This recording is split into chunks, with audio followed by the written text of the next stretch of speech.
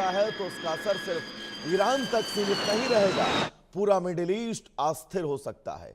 तेल बाजार में उथल पुथल मच सकती है और वैश्विक सुरक्षा पर बड़ा खतरा पड़ सकता है। फिलहाल दुनिया भर की नजरें अब अमेरिकी सैन्य गतिविधियों पर टिकी हैं और अगले कुछ घंटे बहुत निर्णायक माने जा रहे हैं।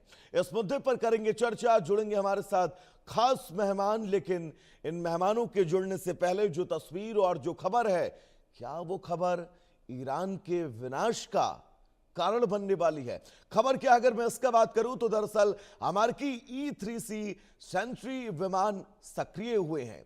बड़े ऑपरेशन से पहले बड़ी हवाई गतिविधियां, एयर टैंकरों की तैनाती, तेज चर्चा है, फाइटर बॉम्बर्स को मिशन मिल सकता है। ईरान पर हमले की अटकलें बहुत तेज हैं। दर्शकों, मिडिल ईस्ट में युद्ध का खतरा बढ़ता जा रहा है। रणनीतिक ठिकाने निशाना बन सकते हैं। अगले कुछ घंटे बहुत अहम है और यही वजह है कि क्या अगले कुछ घंटों में ईरान के ऊपर अमेरिका कोई बहुत बड़ा हमला करने वाला है। अब E-3 सेंट्री आखिर है क्या?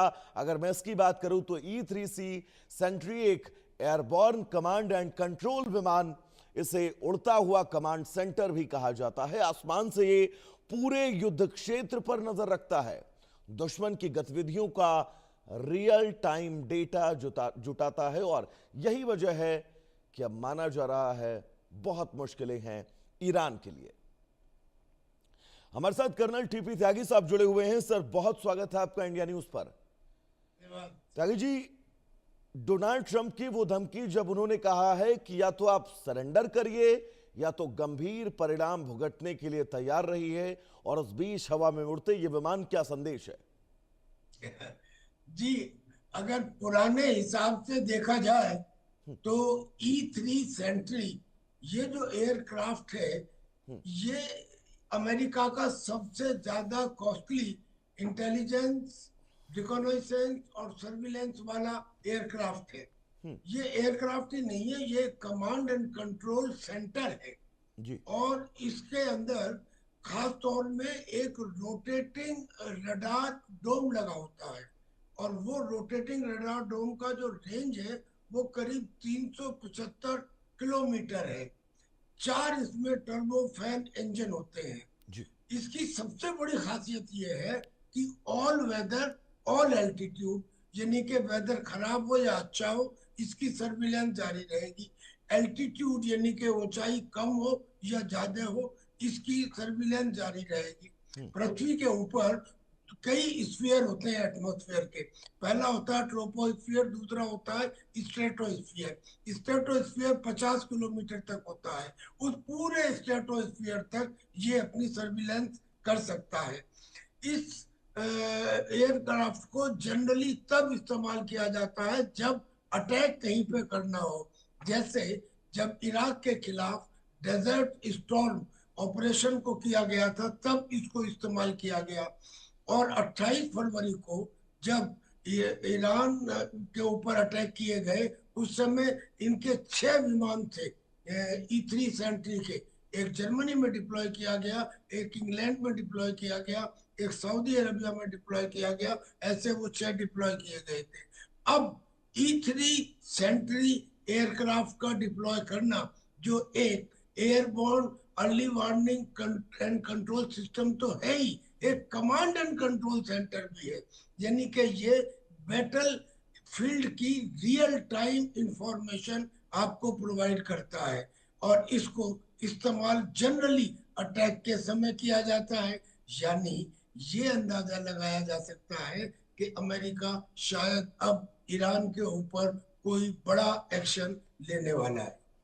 त्यागी साहब, ये मानकर चला जाए, अगर हम पूरे इस युद्ध के परिप्रेक्ष्य को अब तक का समझे, हर एक पहलू को बहुत बारीकी से टटोले, तो ईरान के ऊपर ये जो हमला होने वाला है, संभावित हमला है, इसका जिम्मेदार कोई और नहीं, खुद ईरान है। अगर मैं ये कहूं तो गलत तो नहीं हूं? बिल्कुल सही कह रहे हैं आप, बिल्कुल सही कह रहे हैं। क्योंकि पुराने पैटर्न में देखिए, अमेरिका ने कभी भी अपनी पूरी ताकत का इस्तेमाल नहीं किया, नहीं किया। जबकि ईरान ने हर बार पूरी ताकत का इस्तेमाल किया है। अमेरिका बार बार ये कहता रहा अब भी मान जाओ, अब भी मान जाओ, उसका अब आज की तारीख में स्ट्रेट ऑफ हॉर्मुज को खुलवाने की कौन कोशिश कर रहा है?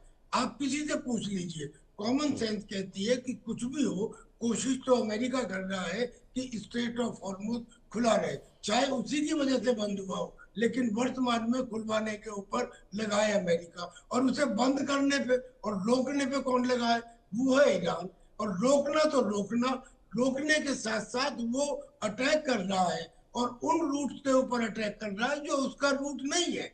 यानी कि स्ट्रेट ऑफ हॉर्मुज में 3 रूट है, एक वो जो ईरान के कोस्ट के साथ, एक वो जो ओमान के साथ, और एक वो जो इंटरनेशनल रूट था। इंटरनेशनल रूट पे माइंस लग गई है। बाकी दो में से अगर ओमान के रूट के ऊपर आ रहे हैं, तो अभी पिछले दिनों में ही उसने 2 टैंकर के ऊपर अटैक किए। अब इसका रिजल्ट क्या हुआ? रिजल्ट ये हुआ कि अमेरिका और सऊदी ने मिलकर इराक में ईरान समर्थित विद्रोही ग्रुपों के ऊपर अटैक किया। पहली बार लड़ाई में कुवैत और बहरीन ने अपने जेट भेजे सीक्रेटली ईरान के अंदर अटैक करने के लिए, और तो और यूनाइटेड अरब एमिरेट्स ने उनको। ये कहा जाता है कि जो दोनों एंटागोनिस्ट हैं, दोनों दुश्मन हैं, वो एक दूसरे के सामने खड़े हैं और बर्फबारी हो रही है। एक मर्सिडीज में है और एक आपकी पजेरो में है। अब रास्ता इतना ही है कि दोनों राष्ट्रों में से एक राष्ट्र को हटना पड़ेगा, गाड़ी को साइड में करना पड़ेगा ताकि दूसरे व्यक्ति की गाड़ी निकल जाए। इसको अंतर्राष्ट्रीय संबंधों में कहते हैं प्राइड गेम। तो कहीं ना कहीं अमेरिका से बहुत ज्यादा ईरान की गलती अब ज्यादा प्रतीत होती है, नजर आती है, क्योंकि वो इस प्राइड गेम में और इस क्लैश के सिविलाइजेशनल गेम में पूरी तरीके से फंसता हुआ नजर आता है। और जहां तक ईरान की बात है, जो धड़ा ये कह रहा है कि अब युद्ध को रोक देना चाहिए, वही प्रैक्टिकल है, वही यथार्थवादी है, वही प्रैग्मेटिक है। क्योंकि भले ही भारत में बैठे हुए शिक्षाविद ये डिक्लेयर करें और तारीफें करें और उसकी प्रशंसा करें कि ईरान की रेजिलियंस, टीनेसिटी ये बहुत गजब की है, कितना शौर्य है, पर अगर सच्चाई को ग्राउंड रियलिटी के धरातल पर देखा जाए तो हम पाएंगे कि ईरान भी करीब करीब जिस तरीके से इराक नष्ट हो चुका था, वैसे ही ईरान भी पूरी तरीके से नष्ट होने के कगार पर है। और कहीं ना कहीं मुझे ट्रंप की डिप्लोमेसी और कूटनीति अब सक्सेसफुल होती हुई नजर आती है, क्योंकि प्रेसिडेंट डोनाल्ड ट्रंप ने बड़ी शानदार एप्लॉम्बिक तरीके से बोला है कि I don't want to kill any more people. तो बुरा भी नहीं बनेंगे। बिल्कुल। और ईरान का जो विभिन्न धड़े हैं जो डिबेट में लगे हुए हैं और जो हार्ड लाइनर्स हैं और जो आईजीआरसी है, उसके ऊपर ईरान के विध्वंस का मुझे लगता है पूरा ब्लेम जाएगा। बिल्कुल क्योंकि साहब। प्रेसिडेंट डोनाल्ड ट्रंप ने, अमेरिका ने तो अपनी आधी ताकत भी नहीं लगाई है, 10% मिलिट्री और सामरिक और कोalition की ताकत लगाई है। और अगर उस थोड़ा भी ज्यादा कयास करेगा अमेरिका, तो मुझे नहीं लगता कि विश्व के मैप में ईरान बचेगा। और बहुत मैं मुश्किल यहाँ पर ईरान के लिए पहली बात होंगी। तो अपनी ये कहना त्यागी चाहूंगा। साहब के लिए, त्यागी साहब एक सवाल मैं आपसे करना चाहूंगा, क्योंकि भारत देश के अंदर कई ऐसे नागरिक हैं जो ईरान के नाम पर छाती पीटने के लिए सबसे आगे आ जाते हैं। मैं एक बार चाहूंगा आप उन तमाम लोगों को ये समझाने की कोशिश करें, ये समझाएं कि इस वक्त मिडिल ईस्ट में खाड़ी देशों के बीच ये कम्युनिकेशन और जो बॉन्डिंग चल रही है वो बॉन्डिंग क्या है, बहरीन, कुवैत, जॉर्डन, ये तमाम देश इसमें कैसे इन्वॉल्व हो सकते हैं, और ईरान का भविष्य अगर ये स्थितियां ऐसी रहीं तो क्या कहता है? देखिए, ईरान का भविष्य अगर यही स्थितियां रही तो मुझे अच्छा नजर नहीं आता। देखिए, एक एक करके, सबसे पहले अभी कुछ दिन पहले ही सऊदी अरबिया ने 40 देशों के रिप्रेजेंटेटिव्स को अपने यहाँ बुलाया और उनसे बातचीत की कि हमको रेड सी हो या पर्शियन गल्फ हो, ये दोनों इंटरनेशनल वाटरवे हैं, इनमें स्वतंत्रता और फ्री नेविगेशन इंश्योर करना चाहिए। 14 कंट्रीज ने एग्रीमेंट के ऊपर साइन किया कि यस, हम अपनी नेवी कमिट करेंगे इस काम के लिए कि ये दोनों वाटर बॉडीज, ये दोनों सी जो है, ये इंटरनेशनल नेविगेशन के लिए खोले जाएं। उधर भारत बेशक ईरान का दोस्त है, लेकिन जब हमारे इंटरेस्ट क्लैश करते हो तब दोस्ती काम नहीं आती। दोस्त तो बहुत बहुत जगह भी रहे होंगे। अब सवाल ये है कि स्ट्रेट ऑफ हॉर्मुज को बंद करने के ऊपर कौन आमादा है? अमेरिका तो आमादा नहीं है, ईरान आमादा है। और नुकसान सबसे ज्यादा किसको हो रहा है? भारत को हो रहा है। वो तो हमारी रेजिलियंस और हमारी रिजर्व कैपेसिटी है कि हम अब तक इसको कंट्रोल कर पाए, लेकिन आगे आने वाले समय में सिचुएशन आउट ऑफ और तैयब साहब बिल्कुल आगे आने वाले वक्त में सिचुएशन आउट ऑफ कंट्रोल हो सकती हो और इसी बात का डर ईरान को भी होना चाहिए, लेकिन अफसोस ईरान को इस बात का बिल्कुल भी डर नहीं है। इन खबरों के जरिए समझा जा सकता है। फिलहाल आपका तैयब साहब बहुत बहुत शुक्रिया हमसे जुड़ने के लिए, इन तमाम जानकारियों को हमारे दर्शकों तक पहुंचाने के लिए। मनन सर, आप हमारे साथ बने रहिएगा क्योंकि एक बड़ी